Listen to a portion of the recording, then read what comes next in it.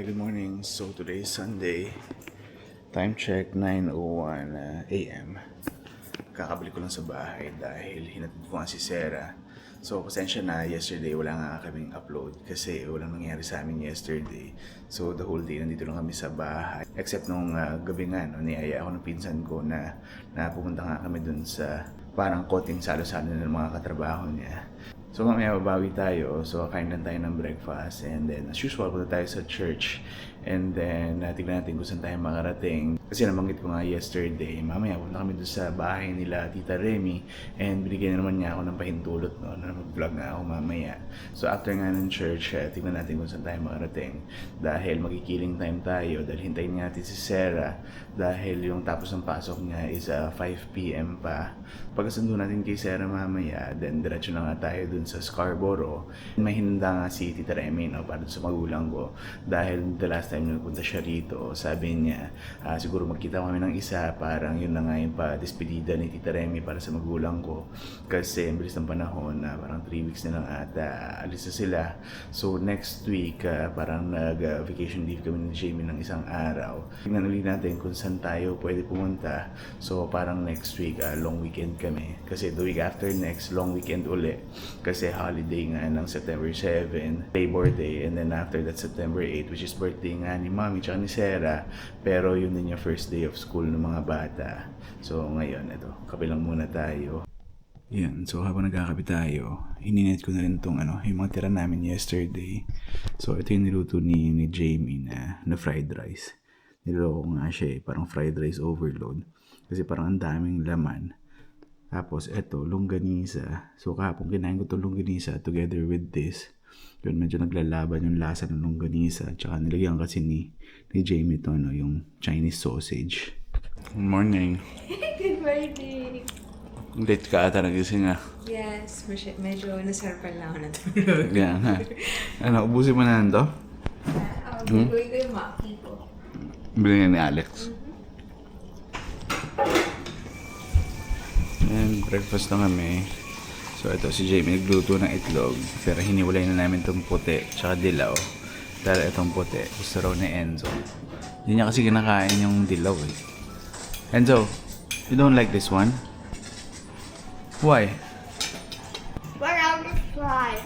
Huh? I will try it in my egg. Okay. Yan, sa asawa ko, special. Ano yan? Maki meat. Ayan. So ano to? Chinese food uli. So niluto ng pinsan ko na si Alex. Thank you. Ayan, nauna na yung tatlo. Ito, kakatapos lang namin mag-church. Si Mami, si Daddy, nasa likod. Kasi medyo bagal nga maglakad si Mami. Ito, buti na nga lang huminto yung ulan. Kanina, sobrang lakas. So ngayon, nag-decide na lang kami pumunta ng grocery. So saan tayo? Costco and TNT. Hindi kaya kasha? Sige, move na lang. Why don't you be moving out? Yan. So nandito na kami sa Costco sa May Laird. So most of the time nga dito na ang location ng Costco na kami pumupunta. Kasi yun, isahan na lang dito, Costco. Tapos parang 5 minutes away lang dito yung TNT. Kasi nakahiligan na nga rin namin bumili sa TNT dahil doon nga kami nakakabili ng sticky rice and yung mga fruits doon magaganda. So sila, binaba ko na kanina sila doon sa may entrance. Kasi baka biglang umulan na naman ng malakas. Saka syempre si Mami, hindi siya nakakalakad ng malayo para hindi na siya mahirapan. So doon ko na lang sila binaba. Kain muna tayo? Ha? Ewan ko, hindi ba atin sila ikot na lang muna tayo. Gusto nyo? Sige, kasi kanina nag-heavy breakfast na kami. So siguro may merienda lang kami dito. Nakaskil yung payong? Patapos na raw kasi yung $5. summer. Yan na, nagsisimula na si Jamie. Lunch ba? Ito, baon na ng mga bata. Gusto mo bento? Ikaw, kaya lang diba sabi mo, para ma-maintain yung init ng pagkain Oo, nila. itong thermoflask. Actually, hindi naman natin ata kailangan na ganito kamahal. Parang sa mga PC meron din ata. Na Ikaw. set na. Kasi so far, nabibili pa lang natin medyas para sa back to school nila. So wala pa tayong pants. Tapos, Thermoflask. Baunan? Ito kasi may So, salmon sinigang naman daw ulit. Ay, ayoko ng ganyan. Katulad dati na lang. Mag-Atlantic. Ah. Trout. Kuha ka na, yung pinakamagaang.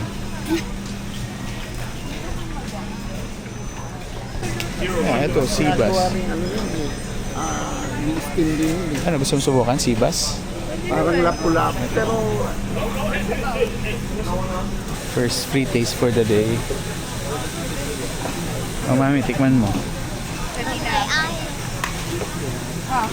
Tikman niya, yeah. Like that? Sarap? Yan, so nandito tayo sa produce section, tsaka sa dairy. So kumuha uli kami ng cherries kasi yan, naging favorite din nila dito. Pero although hindi siya ganun kamura na unlike few weeks ago dahil maraming naka-sale. I think ito patapos na kasi yung season kaya medyo mahal na siya. Pero 650 per pound naman. Oo, pero huling ano na nila to kasi in a few weeks nga alis na sila. Kaya ito, pagbigyan na natin sila sa request nila. Kala ko ayaw mo. Hummus? Sige. Ay, Yan na nga yun. Yan na nga yung spread. okay naman. Yan, syempre, nakasale yung watermelon. Original price niya $9, less $2. Kaya kumuha kami uli ng isa. So sana matamis siya. Hindi ko na kinatok. Oh, Mabigat pero lang. may dalawang options eh, yung red tsaka yellow. Ano, yung red ginawa mo? Red. Gusto mo yellow? Matry na. Hindi naman. May iba? Mom, can I have say here? Of course. Oh, tell me if it's good ah. Talagang hinintay natin yan, ano? Ano bang difference? Just sa... Ha? Ano siya? So, 7 grams protein, 6 grams fiber. Ah, sa sobrang tagal mo naghintay doon, alam mo na yan, ha? Patak So, nila. pinag-usapan na namin doon habang nag-aantay kami na healthy siya. So, ano daw yung pwedeng ilagay pang patamis? Sabi ko, honey. Uy, tumutulo. tulo. That's all I eat. Because there's syrup. There's syrup That's ato. why. Pwesto doon sa resto. Saan? Kainan? Resto. Resto. Hotdog lang ang kainin natin, tsaka pizza, makaresto ka. Dalawa mo doon, hanap kayo upuan doon. So, ito yung mga Balikan pinamili mo. namin. Daddy, Tansya mo, mga 100 plus. Anong 100 plus? 200? Feeling ko. Ito yung uwi daw ni Daddy. Honey? Meron akong magic powers. Magkano inabot? 200. Sabi ko sa'yo eh. Yung ginagamit niya na yung watch niya pambayad. Parang gusto ko magputing, pwede ba? Huwag na. Nadadagdagan lagi yung order mo eh. Kaya mag-pay for order na yan. No! Brownie. Okay.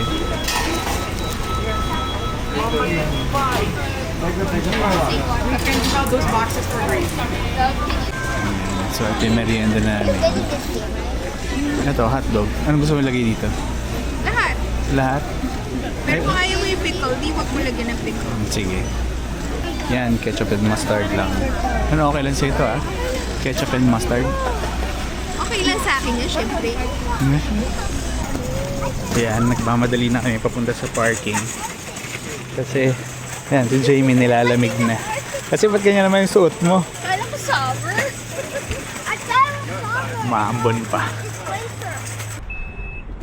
Hindi pala pwede sobrang daming bilhin namin ngayon dahil hindi magkakasya sa sakyan dahil mamaya lagay pa namin dun sa likod yung walker ni Mami.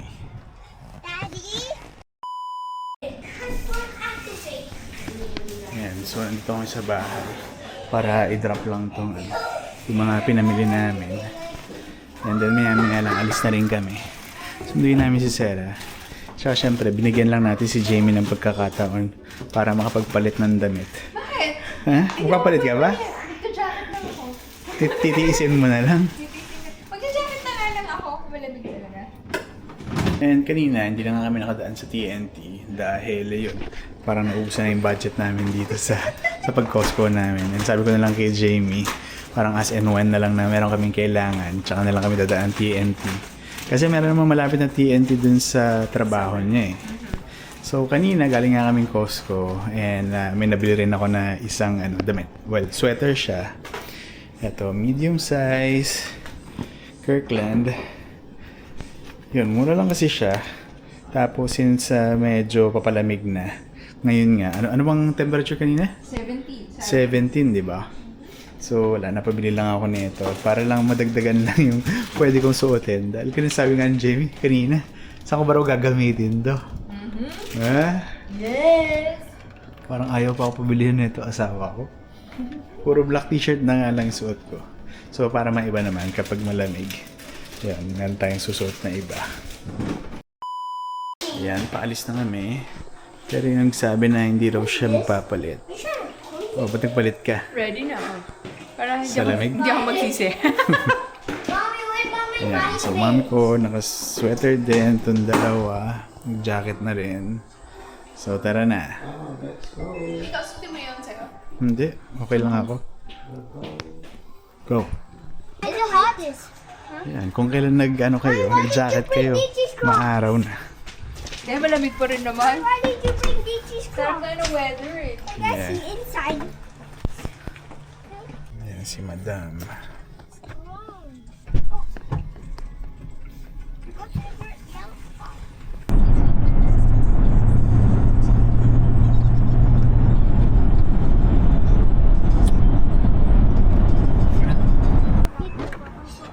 Let's go. So nandito na kami kila Tita Remy. Actually, nakita niya na kami from dun sa unit nila sa taas. Dapat daw dinaan ko na lang muna sila dun. Pero akala ko kasi dito lang pwede mag-park eh. Meron pa pala ata dun. Alam mo na kung sa entrance? Sa kabila. Oh, let's go. It looks like heaven's house. Is heaven inside? No. Success. Malamig. Buti na nagdala ka ng jacket. Your sweater? Dahil ayan, nawala na naman yung araw. Anong temperature ngayon? Tingnan nga natin. 21. So sa cellphone, 19. Feels like 19. Pero malamig dahil walang araw.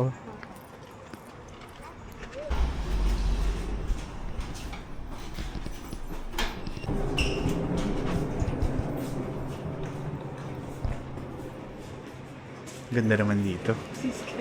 Ano ba din? Wala nung pinairam yung walker, ayaw na maglakad. Ayaw maglakad.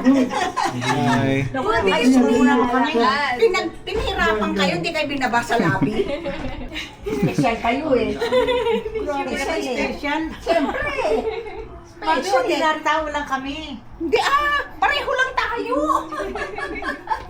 Ang dami naman yung Ganda naman ng bahay ni Tita Remy. sabi. Ilang araw po kayo nagluto? Tatlong araw lang. Wow, ang dami. Grabe dami. Tita, ba't ang dami? Akala ko magkakaroon lang tayo. Happy na kami. Anniversary namin sa Auno. Wow, happy Ilang anniversary. years na? 52. Wow! 52 Kare-kare years. palabok, Wala. tahong, hipon, Hipon. Wow! Yan po sa so, lumpia, at may Five cake season pa. pa. Very good.